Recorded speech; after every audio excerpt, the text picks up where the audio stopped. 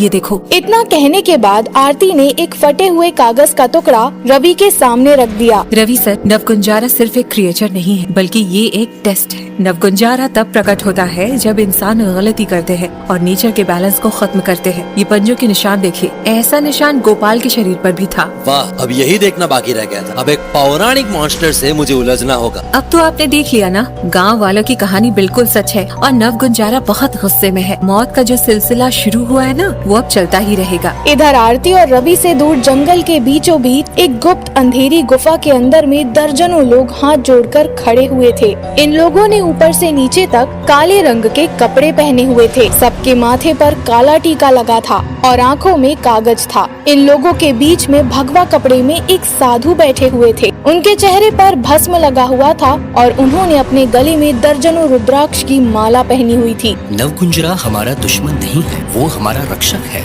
हम नवकुंजरा की उसी तरह से सेवा करेंगे जैसे हमारे पूर्वज करते थे। नवकुंजरा हमें शक्ति देंगे और उसके बाद हम इस इलाके को अपने सपनों का आकार देंगे। स्वामी ध्रुवा के पास खड़े लोगों ने उनकी बात से सहमति जताई। तभी गुफा के अंदर से किसी जानवर के गुर्राने की आवाज आई। ऐसा लग रहा था कि कोई बड़ा सा जानवर गुफा के अंदरूनी हिस्से में है। हाँ, लेकिन अपने मकसद को पूरा करने के लिए हमें बाहरी लोगों को रास्ते से हटाना होगा। वो हमारा काम खराब कर देंगे। इधर दूसरी तरफ रवि कुमार आज रात फॉरेस्ट बेस में ही रुक गए थे। आरती अपने कमरे में सोई हुई थी, तभी उसका फोन बजा। दूसरी तरफ से उसे एक भारी भरकम आवाज सुनाई पड़ी। दूसरी मौत हो चुकी है, दूर रहो इन सब से, नहीं तो तुम भी मारी जाओगी। पद्मापुर में सुबह का सूरज निकल चुका था, लेकिन गांव वालों के दिलों में गोपाल की मौत का साया अब भी गहराया हुआ था। हर कोई एक ही बात कर रहा था, नवकुंजरा। सभी के मन में दहशत फैल चुकी थी। किसी को भी समझ नहीं आ रहा था कि आने वाले दिनों में क्या होने वाला था। क्या सच में नवकुंजारा हकीकत है या ये किसी की गढ़ी हुई कहानी है? मुझे सच्चाई तक पहुंचना होगा। आरती, जो फॉरेस्ट डिपार्टमेंट में काम करती थी, आज गांव के बुजुर्गों से बात करने की ठान चुकी थी। वो अपनी फील्ड डायरी और कैमरा लेकर गांव के चौपाल की ओर बढ़ी। आरती जैसे ही गांव की सबसे चहल पहल वाली जगह पर पहुंची, उसने देखा कि एक पेड़ के नीचे कुछ बुजुर्ग बैठे हुए हैं। वो तुरंत उनकी तरफ बढ़ी। क्या आप में से कोई नवकुंजारा के बारे में जानते हैं? नवकुंजरा कोई कहानी नहीं है बेटिया, ये सच है। ये वही है जो सृष्टि का संतुलन बनाए रखता है। लेकिन दादाजी, अगर ये सच है तो आज तक इसे किसी ने क्यों नहीं देखा? क्या ये सिर्फ डराने के लिए बनाई गई कहानी नहीं हो सकती? हमने देखा है, जंगल के बीचों बीच ये 9 रूप बदल सकता है। जब इसका क्रोध फूटता है तो मौत तय होती है। तुम इससे दूर ही रहो तो अच्छा है। आरती उनका डर और गुस्सा समझ सकती थी। उसने नोटबुक में सब कुछ दर्ज किया, लेकिन उसे इन कहानियों पर विश्वास नहीं हो रहा था। मुझे सबूत चाहिए। बिना सबूत के कुछ भी मानना बेवकूफी होगी। मैं इतनी आसानी से बनाई हुई इस मनगढ़ंत कहानी पर विश्वास नहीं कर सकती। आरती ने तय किया कि वो गोपाल की मौत वाली जगह का दोबारा निरीक्षण करेगी। वो अकेले ही जंगल की ओर निकल पड़ी। ये पंजों के निशान, क्या ये किसी जंगली जानवर के हैं या फिर कुछ और? वो घुटनों के बल बैठकर निशानों को ध्यान से देखने लगी। उसे एक अजीब सी गंध महसूस हुई। ये गंध, ये तो किसी जानवर की नहीं लगती। आरती ने निशानों की तस्वीरें खींची और जंगल में आगे बढ़ गई।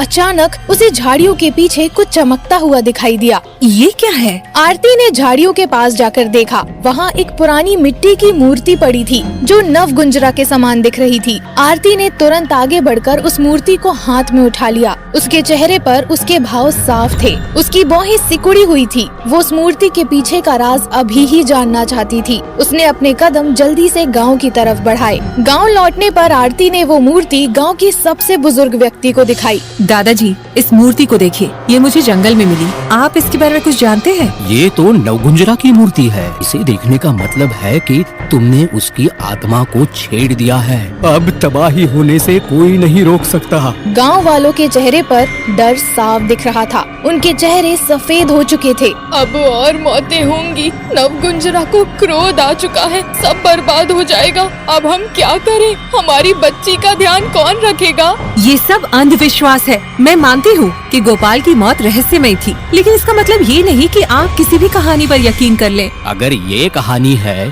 तो तुम्हारे पास इन निशानों और इस मूर्ति का क्या जवाब है? आरती ने कोई जवाब नहीं दिया, क्योंकि उसे भी कुछ समझ नहीं आ रहा था। लेकिन वो एक बात तो जानती थी कि वो बिना किसी सबूत के इस बात पर भरोसा नहीं करेगी। उसने खुद को शांत किया और तर्कों की तलाश में अपने फॉरेस्ट ऑफिस लौट गई। रात के सन्नाटे में आरती अपने लैपटॉप पर गोपाल की मौत और नव गुंजरा की कहानी के बीच तार जोड़ने की कोशिश कर रही थी। आरती ने कुछ पुरानी फाइल्स खंगाली और एक रिपोर्ट मिली जिसमें बताया गया था कि पद्मापुर के जंगलों में कई बार अजीब घटनाएं हुई हैं। ये रिपोर्ट, इसमें भी नव गुंजारा का जिक्र है। तभी आरती का ध्यान खिड़की की ओर गया। उसने देखा कि खिड़की के बाहर एक परछाई थी। कौन है वहाँ? उसने तुरंत अपने कदम आगे बढ़ाए। उसकी दिल की धड़कनें तेज हो गई थी। ऑफिस में टंगी हुई घड़ी की सुइयां वीराने में तेजी से आगे बढ़ रही थी। आरती ने बाहर झांक कर देखा, लेकिन वहाँ कोई नहीं था। उसने तुरंत खिड़की का दरवाजा बंद कर लिया। अगली सुबह आरती गांव वालों से और अधिक जानकारी लेने के लिए तैयार थी,